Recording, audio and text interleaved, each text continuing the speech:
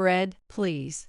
Please give some wheat for my mom's store." The child, who had been watching their mother's desperate pleas up close, wanted to help her too and appealed to their grandmother, who was working in the field. It was the grandmother's actions after that which led to our meeting. "My name is Damien. My family owns vast wheat fields that stretch as far as the eye can see, and we've been wheat farmers for generations. My dad reluctantly took over the farm and told me to choose my own path and pursue what I wanted. A mix of guilt and relief wrestled in my heart. As a child, I hated the bugs in the soil and swore I would never become a farmer. But watching my grandmother and parents grow older while tirelessly tending the wheat made me wonder if I could just ignore the family business. Still, I leaned on my dad's words, left home to attend college, and started living alone an hour and a half away by car. After graduation, I stayed there and became an office worker. Farming does not allow for long breaks. Wheat farming is often thought of as planting and harvesting, but the critical steps, soil preparation, seedling care, weeding, and water management, require a year-round effort to produce quality wheat. As a result, I have few memories of summer vacations or long holidays. Almost none, actually. That's why, when my friends, whose fathers were office workers or government employees, shared stories about their trips, it was hard for me. So once I became a college student and started living alone, I made the most of long breaks and holidays by traveling as much as I could. I worked hard at part-time jobs to fund those adventures. That's how I became an office worker, without ever helping out at the family farm. During long holidays, I'd visit home and feel a bit of a sense of duty to help out, fumbling with tasks I wasn't used to. But before long, my mom would tell me to relax since I was home, making me feel like more of a hindrance than a help. I became the only son who could only vaguely watch the backs of my parents and grandmother as they worked so hard. I'm sure the neighbors think of me as the unreliable son or worry about the large farm going to waste. But it's not like my relationship with my parents is bad. They supported me when I decided to become an office worker. When I left home, they were certain I wouldn't come back. And yet, I never explicitly said I didn't want to take over the farm. Deep down, I always thought I'd have to carry it on. Still, I clung to the hope that my parents would always be healthy enough to run the farm themselves. I knew that was an illusion, but I continued avoiding the issue, living solely for myself. Work was going well, I earned a promotion, and had a team under me. I wasn't without opportunities to meet someone, but I found spending all my time on myself too enticing to seriously consider marriage. 15 years into my career, I might become the youngest department manager in the company. Such rumors were going around. Amid my busy yet fulfilling days, I received a panicked call from Mom. "Damien, your dad." When I picked up the phone, that was all Mom managed to say before breaking into sobs. "Mom, what happened? What's going on with Dad?" Feeling a wave of anxiety from her tone, I told her I'd head to the family house right away, and ended the call. I wrapped up work, took the afternoon off, and hurriedly drove back home. When I arrived, neither of my parents were there, only Grandma was home, keeping watch. "Grandma, did something happen to Dad?" I called out loudly as soon as I stepped into the house. But it seemed Grandma didn't hear me. She didn't even turn around, completely engrossed in the TV. "Grandma." As I tried calling out again, my phone rang at that very moment. "Hello, Mom." This time, it was Mom on the line, sounding calmer now. As soon as I answered, she asked me to come to the local hospital. Apparently, Dad had been injured. The word hospital immediately sent a jolt through me. and I sped off toward the nearby clinic. At the reception desk, I gave Dad's name and was directed to his room. My footsteps echoed as I rushed down the hall to his bedside. Dad. The room had 6 beds, and Dad was lying on the one by the window. Furthest in. "Damien, don't shout like that. It's embarrassing." Dad said this while looking at me, a bit red-faced. Feeling the stares of the other patients in the room, I gave a brief greeting to them before walking over to Dad's side. "Dad, what's this about an injury?" Seeing the alarm on my face, Dad muttered to Mom under his breath that I was overreacting. "I'm sorry, Damien. Dad fell off the tractor and hurt his back pretty badly. The ambulance brought him here, and I just couldn't shake my anxiety. I get so worked up," Mom explained, looking a little sheepish. "Damien probably misunderstood because you called him crying," Dad said.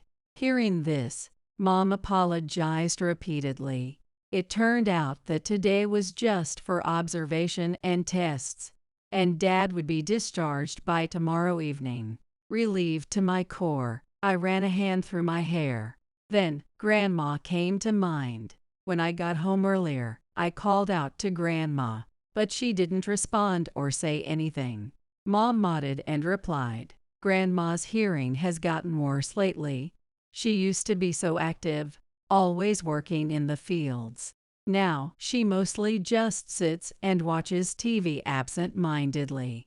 Mom wore a slightly troubled expression as she spoke. To me, Grandma had always been a picture of energy, tending to the fields tirelessly. Now in her 90s, it was a wonder she had stayed so active for so long. Yet, seeing her staring blankly at the TV made me feel a pang of sadness. Is it really okay for her to be left home alone? I asked Mom, worried. She's usually fine, but every now and then, she starts saying things that don't make much sense. Dad, who had been listening, gently urged us to head back home, clearly concerned about Grandma. As I drove, it wasn't long before I heard Mom's soft snores from the passenger seat. Surely, she must have fallen asleep feeling safe. As I stopped at a red light, I glanced at Mom's peaceful face and remembered Dad's expression when I left the hospital. For the first time, they seemed so much older to me. Well, it's only natural, considering I'm already 37 years old. My parents had spent their entire lives working tirelessly on the farm, never complaining or grumbling about the daily grind. As their faces crossed my mind, an old, long-forgotten issue about who would take over the family farm crept into my thoughts. Driving down the familiar road home, I found myself contemplating what lay ahead. When we finally arrived, the sound of the engine shutting off woke Mom. "You should take a shower and get some rest early tonight," I said, and she nodded silently. "Stephanie, I'm home." Hearing her voice, Grandma peeked out from the kitchen. "How is he?" Her voice carried concern for Dad, but she also looked surprised to see me. "Oh, Damien. Is that you? Did you come back after hearing about your dad?" "Thank you, sweetie. Dinner's almost ready." Grandma turned to head back into the kitchen. "Mom, why don't you go ahead and shower? I'll help Grandma in the kitchen." Grandma smiled and showed me the pot she was stirring. "Tonight's dinner is your favorite." By the following evening, Dad was discharged from the hospital. Thankfully, it was just a hard hit to his back, no fractures, no cracks. He was told to take it easy for a while, and that was it. Since it was the weekend, I picked him up from the hospital and brought him back home.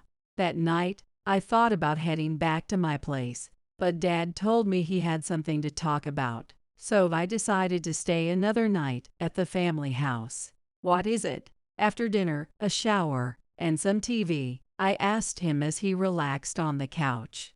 Yes, that's right." He hesitated, and Mom came over to sit beside him. The three of us faced each other. "Damien, I've decided it's time for me to step away from this work. Dad said he was thinking about either selling the farmland or leasing it out.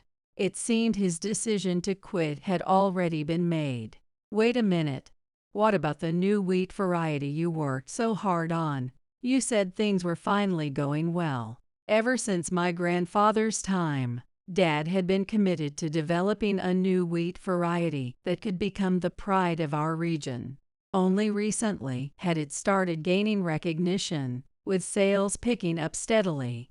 But despite the success, more and more farmers were giving up, and Dad felt it was becoming too difficult for him and Mom to manage the vast fields alone.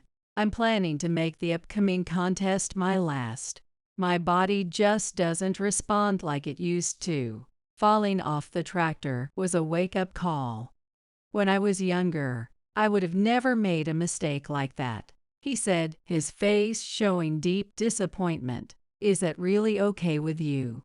Just like that, you're going to give up everything our family has passed down for generations. Why?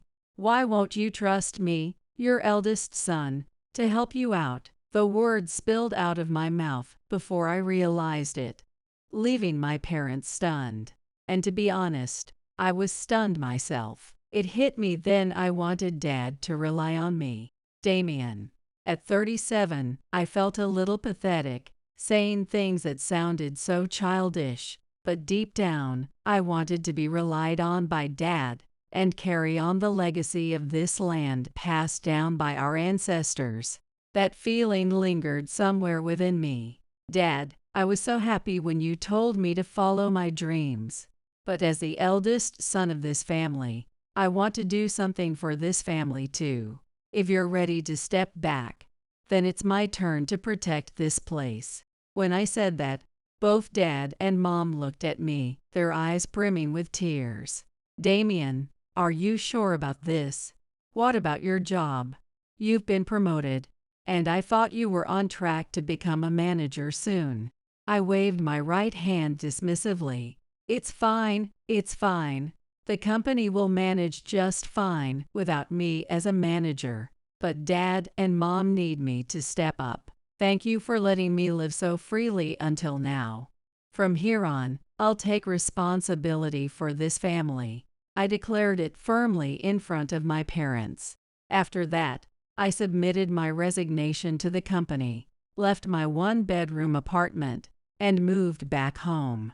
From then on, my days were filled with learning the ropes from Dad and collapsing into bed, utterly exhausted, at night. Even though it was a family business, there was so much to learn, and it all felt so new. Working hard made meals taste even better. But every now and then, as I neared 40, a feeling of loneliness crept in, wondering if I'd spend the rest of my life here without meeting anyone. That feeling, however, was wiped away when we received the results of the wheat competition. The new wheat variety that Dad had poured his heart into was ranked A grade. After that, we saw a surge of interest from professionals in the food industry, eager to form partnerships. But Dad chose not to sign any contracts and continued selling to local wheat distributors. Why not sign a deal? That shop earlier was a pretty big name, wasn't it? When I asked, Dad replied, "It's a generous offer, but I just don't have the energy for it anymore. And seeing this new variety gain recognition is enough for me." He said this with a weary but genuine smile. Dad, who never sought luxury or acted boastful despite the praise he received, just continued his quiet work as a farmer. I'm sure he had other dreams he wanted to chase, but he never complained, never uttered a word of regret, and worked tirelessly every single day. What a waste. That's how I felt. One day, amidst our unchanged routine, Grandma came home with a small boy I'd never seen before. "Stephanie, who is that boy?" Mom looked surprised, staring at the boy holding Grandma's hand. Since I don't have kids, I couldn't guess the boy's age. Mom quickly turned to the child and asked, Hi, sweetheart. Where's your mom? Can you tell me your name? How old are you?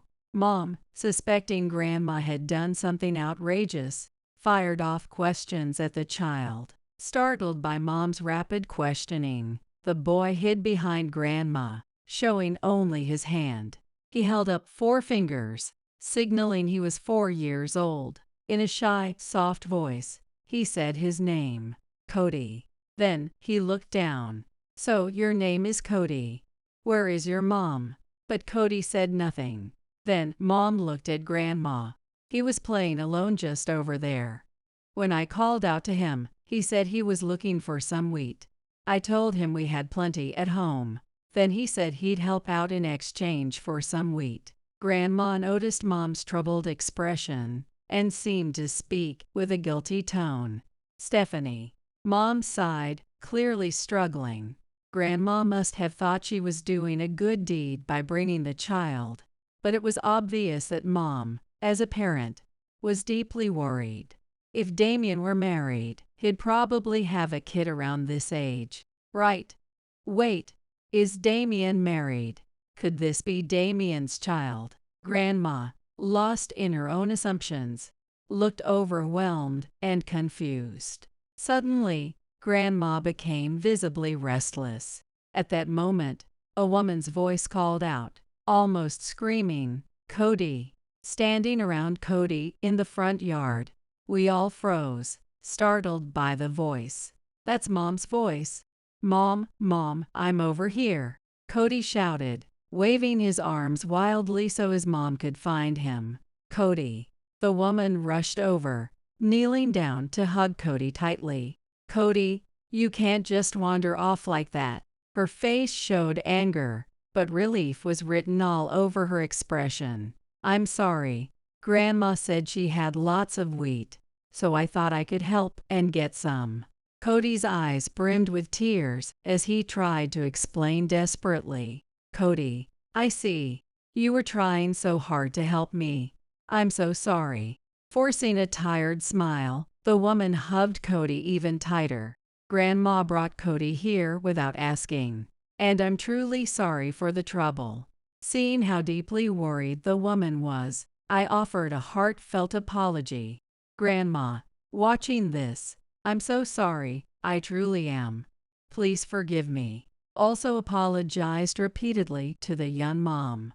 Grandma, clearly elderly, stood there remorsefully, while the woman said nothing, simply observing her. Sweat glistened on her lightly made-up forehead. She must have searched everywhere for her child. Frantic, her dry lips and flushed cheeks painted a vivid picture of her panic. Even standing nearby, you could feel just how deeply worried she must have been. I sincerely apologize. She didn't mean any harm. Please forgive us. I knew words wouldn't truly fix this situation. Still, we kept apologizing, feeling it was the best thing we could do. But the woman didn't say anything in response. Concerned, I looked at her and noticed her face had gone pale.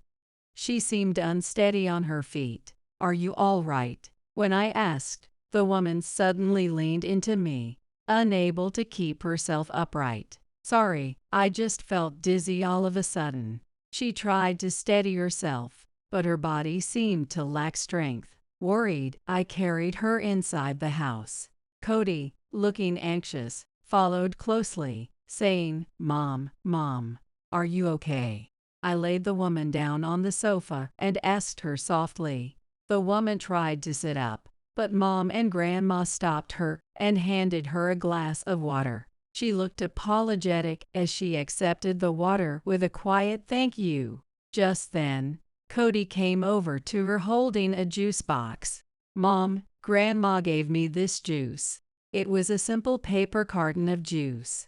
Cody hadn't even pierced it with a straw yet, waiting for Mom's permission before drinking it. At that moment, Cody's stomach growled audibly. Hearing that, the woman gently said to him, Hold on a second, okay. Grandma walked in carrying a plate piled high with sandwiches. We've got plenty of wheat here. How about some sandwiches? The large platter was brimming with sandwiches. Cody's face lit up with a big smile. "Yes," he exclaimed, reaching for a sandwich. The woman shouted, "Cody!" But by then, he was already clutching sandwiches in both hands. "Go ahead and eat up, dear. You need your strength. Our wheat is the best in the region," Grandma said, placing a sandwich in front of the woman. She hesitated for a moment, then slowly took a bite. "Delicious. So good." She spoke softly, then continued eating in silence, savoring each bite. Cody also ate to his heart's content, finally looking a little more relaxed. "Bathroom," he said, tugging on the woman's hand. "I'll show you where it is," I offered, motioning for him to follow. Cody quietly followed behind me. After finishing in the bathroom, Cody approached me with curiosity. "How do you make wheat?" When he asked, I explained what Dad had taught me about growing it, but it seemed too complicated for Cody, who looked at me with wide, bewildered eyes as I spoke. "When you get home, you can tell your dad about it." Cody's expression fell slightly. "I don't have a dad." I didn't know how to respond to that. Just then, Mom called out to us, "Damien, Cody's mom wants to talk to you." My heart suddenly began to race as I followed her back to the living room.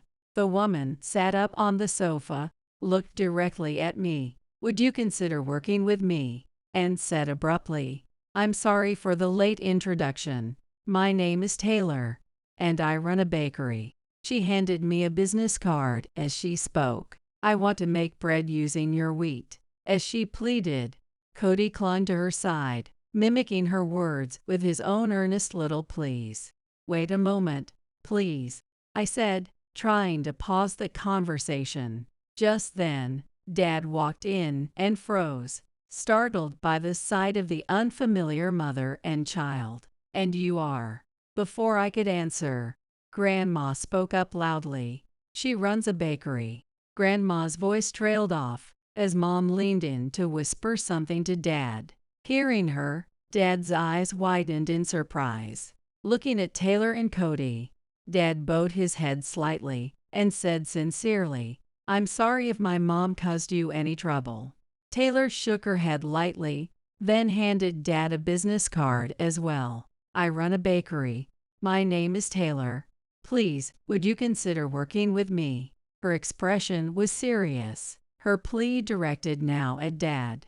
"I'm sorry, but if this is a sales pitch, we're not interested. Our family doesn't engage in such things." Dad clearly rejected her. Taylor, visibly taken aback, was left speechless. She simply took Cody's hand, politely greeted us, and left the house. Most people would have ended it there, but she was not like most people. Her determination was something to be admired. From that day on, she started visiting us nearly every week. It turned out that she was the owner of a bakery in a nearby town. As Cody had mentioned, she lost her husband before he was born and worked tirelessly to raise her child alone. The journey wasn't easy, but she made up her mind to push through. She experimented with unique bread fillings, used social media to attract customers, and even studied wheat extensively. Thanks to her efforts, word of mouth spread, and she was able to open her own store. Eventually, she secured a deal with a wheat farmer, making freshly sourced, high-quality wheat her bakery's signature feature. However, the farmer faced devastating natural disasters like floods and extreme heat, leading to reduced supply. Aging also forced him to retire, further impacting her bakery's operations. Desperate to maintain her unique selling point, she searched for a new wheat supplier, but struggled to find one that met her standards. One day, thanks to our grandma bringing Cody to our house, she discovered our farm. The color, texture, sweetness, and elasticity of our wheat surpassed her expectations and completely won her over. "I absolutely must use this wheat," Despite Dad's repeated refusals, she kept visiting. Cody and I have since become close friends. Whenever I'm scared of bugs, Cody, who loves them, quickly comes to my rescue. Taylor, in her attempts to secure the deal, even helps us during our busiest seasons. Grandma has started to mistakenly assume that Taylor and I were a couple. Every time Taylor visits, Grandma proudly boasts about how it was all thanks to her bringing Cody here that we were connected. Taylor listens to Grandma's stories without any hint of displeasure, making Grandma beam with happiness. At first, she came dressed in business attire, but now Taylor visits in casual clothes and blends seamlessly into our household. With her big eyes and high nose, she looks striking even without makeup. I often find myself thinking she must be quite popular. Her long hair is tied in a high ponytail, her hands are adorned with nail polish or jewelry, and she exudes a simplicity that speaks volumes about her character. It's clear how much effort she has put into protecting and raising Cody on her own. Lately, I can't help but wonder if her interest in me might extend beyond business. I've caught myself dreaming of a future where we might truly become a couple. This place is truly beautiful, and the air feels so fresh. During a lunch break, while Cody napped after playing too much, I found myself alone with Taylor, and we finally had a chance to talk one-on-one. This is a rural place with nothing much to offer, I said that while gazing at the endless fields and farmlands. It's thanks to Stephanie bringing Cody here. That's how I got to meet you, she said, her cheeks turning red. Seeing her like that, I must have been blushing just as much. Oh no, what am I even saying? She laughed shyly, but I took her hands in mine, looking at her seriously. I also look forward to you coming here every week, Taylor. So, please be my wife. The words of a proposal slipped out of my mouth. Wait, wife? Taylor asked back, and I suddenly felt a wave of embarrassment as I realized what I had just said. I'm sorry, that must have been too sudden. Right? Taylor silently shook her head. I'm happy. I've pictured moments like this so many times whenever I've come here, she said, holding my hands tightly in return. Even though it's a 2-hour drive, she's been coming here diligently, even helping out with our work. Gradually, Dad's feelings softened toward her. One day, Dad approached Taylor. Taylor, thank you for always helping us out. By the way, how's the bakery you mentioned? Is it doing okay? He asked, and she replied with a slightly sad expression. The bakery's main selling point was wheat from a contracted farmer. So once the wheat runs out, I'm thinking of closing the shop, she said, looking down. Do you really like our wheat that much? Dad asked, and Taylor lifted her face, smiling brightly. Yes, I love it. It's clear that the Miller family pours their heart into growing it. Dad looked pleased and told her, would you like to use our wheat for your shop? It was at this moment that I learned of Dad's true thoughts. The new wheat variety doesn't produce a large yield right now. For health concerns, the planting area has been significantly reduced. Moreover, I had just started farming, and Dad was a bit worried I might give up along the way. He didn't want to risk a contract that might inconvenience Taylor. However, seeing me work on preparing the old farmland for use, Dad grew confident that we could increase production from next year, and his worries eased. Seeing Damien's recent efforts, I believe we can ensure a stable supply, he said with a smile, nodding toward us. Knowing Dad's thoughts made my eyes well up. Beside me, Taylor was shedding tears of joy. After that, Taylor entrusted her bakery to her employees and moved here, taking on a management role in the background. Yes, we got married. Taylor revamped the bakery's website, featuring our family photos, mine, my parents, and grandma's, as the contracted wheat farmers. She uploaded pictures of us growing and shipping wheat, along with her making bread. The website attracted not only locals interested in the new wheat variety, but also tourists from abroad who came to try it. When someone posted about it on social media, more people came after seeing it. In this situation, Taylor and I have been discussing starting a farming experience program to spread awareness about our work as wheat farmers. Cody has also started attending the elementary school I went to as a child. As soon as he gets home, he dashes straight to the fields and helps out, getting completely covered in mud. "Dad, look," Cody said, holding a tiny frog in the palm of his hand and bringing it right up to my face. "Wow," I murmured, plopping down onto the muddy field myself. And soon enough, both of us were completely filthy. "What on earth are you two doing?" Taylor's loud exclamation echoed, making both my parents and grandma burst into laughter. Now, as the Miller family, Taylor sandwiches are made exclusively for us to enjoy together as a family. Karen, is lunch ready yet? I'm getting hungry. Really? It's only 11 a.m.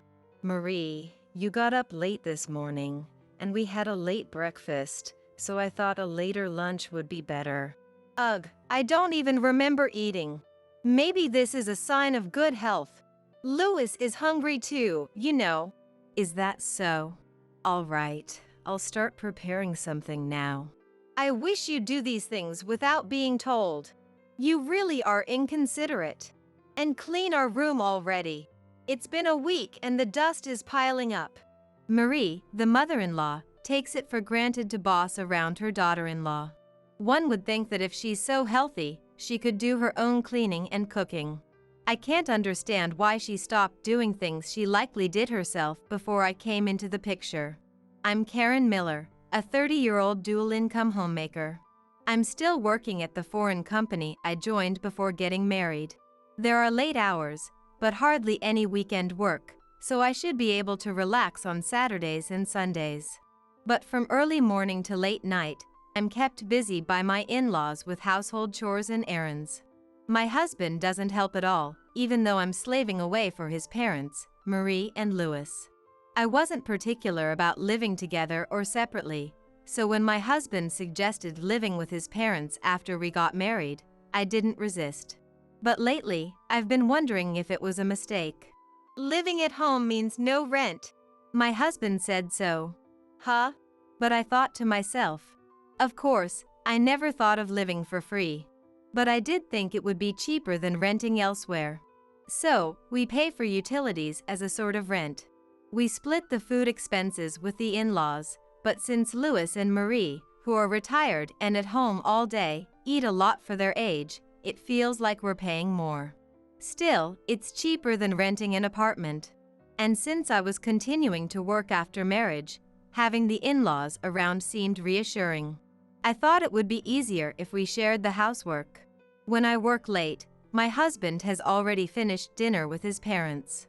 It's easier than coming home late and having to cook, but there's never anything left for me. We both work, so I thought it was only fair that whoever can do the housework does it. Before we got married, my husband said the same thing. He said, "Housework is a piece of cake. Leave it to me." So I thought he must have been doing various chores up until now. But it turns out, since getting married, he hasn't done a thing. Laundry, cleaning, tidying up, Marie had been doing it all. He won't even make instant food for himself. So, even if I'm working late and my husband comes home early, there's no way he'll prepare dinner. I should be grateful Marie is there, otherwise, I'd have to cook when I get back. But it's disheartening that my husband doesn't say a word, even when my portion isn't prepared. And he never lifts a finger to clean up. The dirty dishes remain on the table, and the used pots and utensils are left in the kitchen. I end up cleaning up after meals I didn't even eat. Coming home tired from work and then dealing with this is quite exhausting. My husband, having skipped dinner preparation, acts as if he's had it easy, which just adds to my frustration. In this house, everyone thinks it's natural for the daughter-in-law to do the cleaning and laundry. The in-laws don't even clean their own room. On my days off, chores pile up as if they've been saving them just for me. Sometimes, I wonder if they're deliberately creating tasks for me. Louis is 68 and Marie is 65, but they're incredibly energetic and talkative. They seem more vigorous than me, so I wonder why they can't do the housework. Well, it's good that they're healthy. It would be much harder if they needed care. That's true, but listen, if it ever gets too much, come back home. You always have a place to return to here.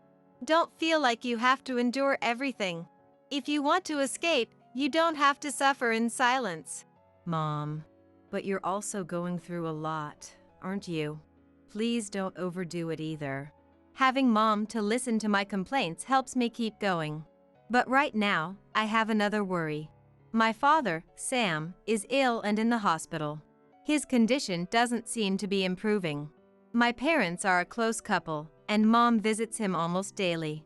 I try to visit as much as I can, but between work and chores at my in-laws, it's hard. When I finally manage to visit, Dad looks so happy, which reassures me.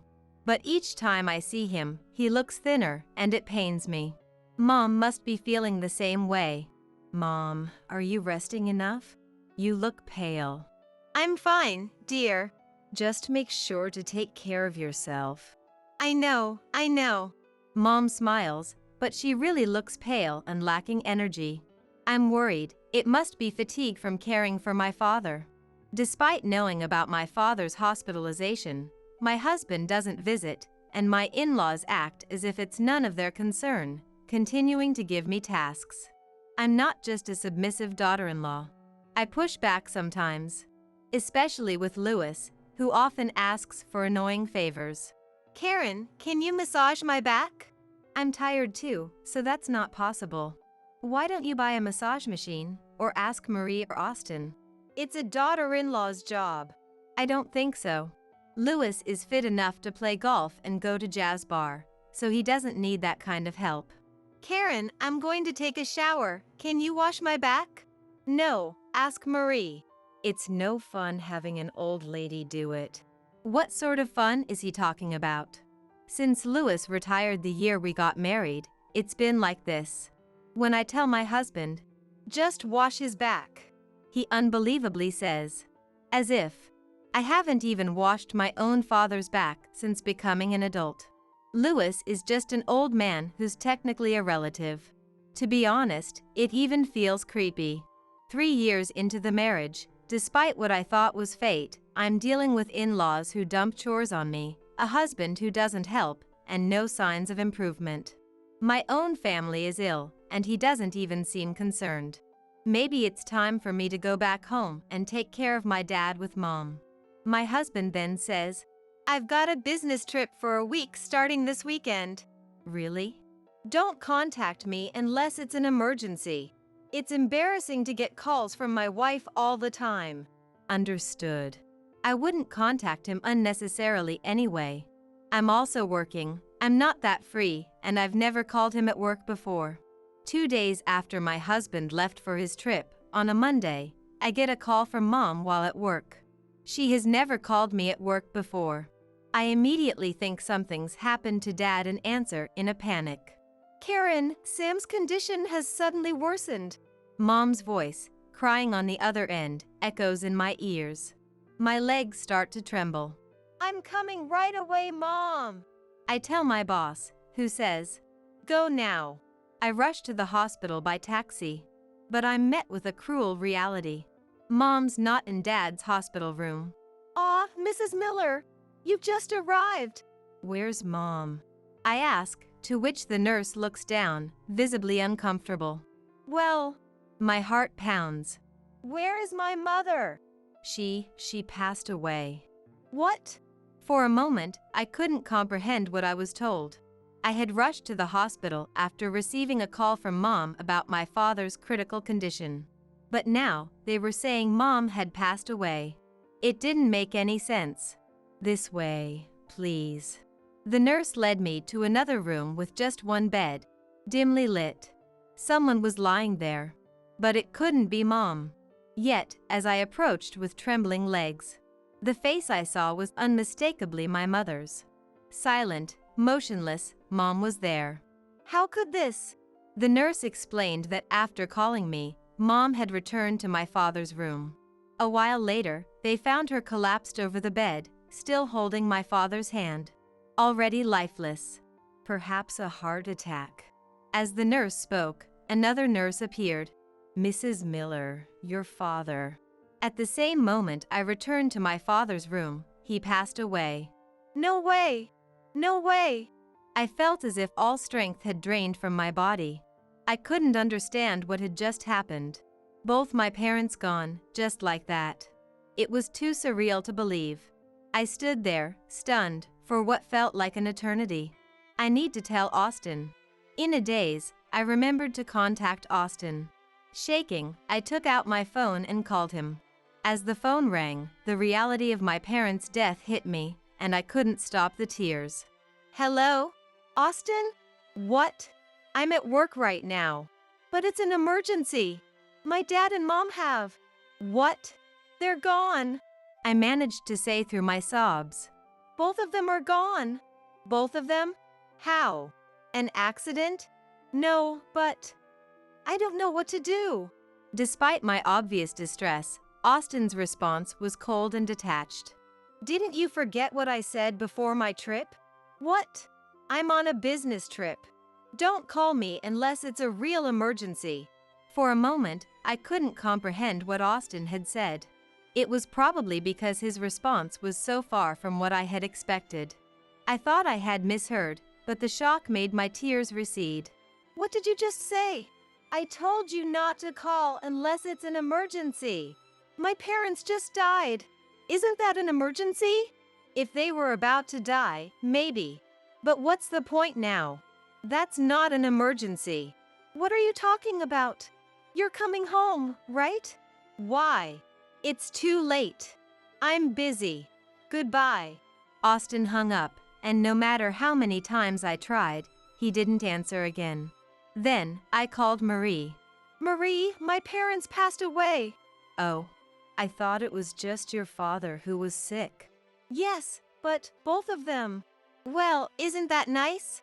They were such a loving couple. Better for them to go together. What? You know, they say loving couples go to heaven together. They must be happy. How can you say that? Well, you'll be busy now with the wake and funeral. But it's good you can do it all at once. Louis and I won't be attending. What? We don't want to risk our health. Living people's health is more important, you know. In that moment, I realized the saying like father, like son was true. But it brought me back to reality. I informed my supervisor about my parents' passing. Unlike Austin or my in-laws, my superior, though a stranger, showed genuine concern. He even helped me arrange the funeral at the church. Without him, I would have been completely lost. Despite Austin's words, I thought he would return for the funeral, but he never did. Thanks to my supervisor, colleagues, friends, and relatives, I was able to say goodbye to my parents. And the real sorrow hit me after the funeral, when I returned to my parents' house and faced their photographs alone. I never imagined they would both pass away so suddenly. I couldn't believe that. This is like a bad dream. I'll wake up to the same routine as before. I talked to their photos. This can't be true. Dad, Mom. It's not fair to leave me alone like this. I held their pictures and cried like a child. After crying, I realized the harsh reality.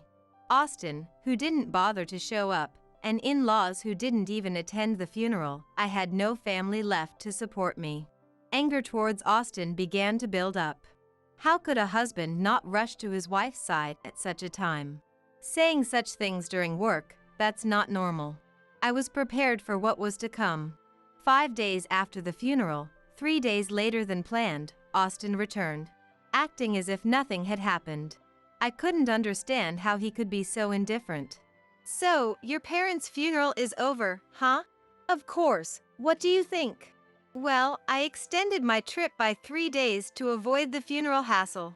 Must have been fun for you. It's work, not fun. But you're lucky now, no need to worry about your parents' old age. Any insurance money coming in? Austin's face had a smile. He seemed almost inhuman. I wondered if he was an alien, unable to understand human feelings or words. Are you serious? Yeah, how much of that money do I get? What? Of course, right? A wife's money belongs to her husband. I felt tears coming again, wondering why I married such a man. When I stayed silent, Austin looked around the room. He finally seemed to notice the change in the house. What? The house seems so tidy. I cleaned it up. Like you did with your parents? His insensitivity made my fists clench. How far can this person test one's patience? How could he not offer a single word of comfort to his grieving wife? But he was clueless about reality. It was time for me to make him understand. I took a deep breath and looked up at Austin. I'm going on a long business trip. Take good care of Louis and Marie. What? Austin seemed confused, looking around the house, still not grasping what I meant. Where are Mom and Dad? Did they go shopping? You just realized they're not here? Where did they go? To the hospital. They hurt their backs. While I was away for my parents' funeral, my in-laws tried to move a very heavy piece of furniture from my room to theirs, and ended up with lower back strains. When I returned, they were in agony, unable to move, having gone without food or water for 2 days, unable to even go to the bathroom. I wondered if this was some kind of divine retribution. I called an ambulance, but didn't accompany them, explaining we weren't related. Emergency vehicles don't allow non-relatives to ride along. I gave the paramedics Austin's number, but knowing him, he probably didn't answer unknown calls. Why didn't you contact me? Well, you didn't come back even when your parents-in-law passed away, so I assumed you wouldn't for a back injury. Don't equate your parents with mine. Your parents are strangers, but mine are family. Oh, I see. That's reassuring. Then you'll take good care of them. What do you mean by take care? If they're immobile for too long at their age, they might end up bedridden. Austin started trembling. That's not true, right? You'll do well taking care of your precious parents. I have an important business trip. Our parents are in trouble, and you're talking about business trip? Are you even my wife? What? I glared at Austin. Which mouth is he speaking with? How dare he, who ignored his own in-law's death, say that to me? But I learned from you that business trips are more important than family emergencies. That's different. He never imagined his own parents in such a situation, especially during his important business trip. If I had been treated well by my in-laws, I might have felt obligated to care for them, but unfortunately, I felt no such inclination. I can't bother with others. Besides, like you said, my parents were family, but yours are strangers to me. Aren't you my wife? And what are you? Weren't you my husband? Even your colleagues were shocked. Colleagues? What are you talking about? Your boss attended the funeral. I had called Austin's company when I couldn't reach him, suspecting something. When I explained that my parents had passed away and I couldn't contact Austin, I learned he wasn't on a business trip but had taken paid leave. Austin lied and went somewhere. Why he lied was clear. He emphasized not to contact him, probably because he was with someone he'd be troubled to be seen with. You were on leave, not a business trip. Where did you go, and with whom? That is, your colleagues were also wondering where you were during my parents' funeral. You'll probably be asked when you return to work. Austin turned pale. Taking leave isn't the problem, but being unreachable in such a crisis is. He'll have a hard time explaining that. Plus, his potentially bedridden in-laws. He probably just woke up to the reality waiting for him after his enjoyable trip. Anyway, you deal with my parents. It's your job as my wife. I've decided to stop being your wife. I'm here to tell you that. And my long trip is not a lie. I don't lie like you. What do you mean stop? I'm divorcing you. I handed him the completed divorce papers. My things are already at my parents' house. Then who will take care of my parents? That would be their son, you. I can't do it. That's none of my concern. Leaving a stunned Austin behind, I returned to my parents' house.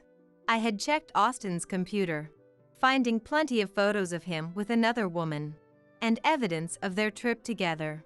I printed everything out, making the divorce process straightforward. I naturally demanded compensation from Austin. His affair and absence from my parents' funeral became widely known at his workplace, leading to criticism from his boss and colleagues. He became uncomfortable at work and eventually resigned. The conflict over the compensation claim and his resignation from work led to his affair partner leaving him. A month later, my former in-laws were discharged from the hospital. They're now homebound, living mostly in bed due to their refusal to do any rehabilitation. They seem financially stable with their pension and savings, but Austin, unable to find a new job, is only working part-time jobs to barely contribute to the living expenses and care for his parents. He's stuck at home, constantly arguing with them. He called me once, crying, begging me to return, but I refused. My former in-laws also reached out, claiming that Austin's care was inadequate and asking me to return and take over. When I suggested hiring a home health aide with their funds, they refused, wanting to save money without knowing how long they'll need it. Their words, as if expecting me to take care of them cheaply or even for free, made me realize they haven't changed at all. I never want to be involved with them again. I still cry when I think of my kind parents, but I know that constant tears won't let them rest peacefully in heaven. Once I complete the memorial ceremony for my parents, I plan to go on a long-term overseas assignment. I'm ready to move on and give my best, keeping my parents' memories close and living life positively, with a smile.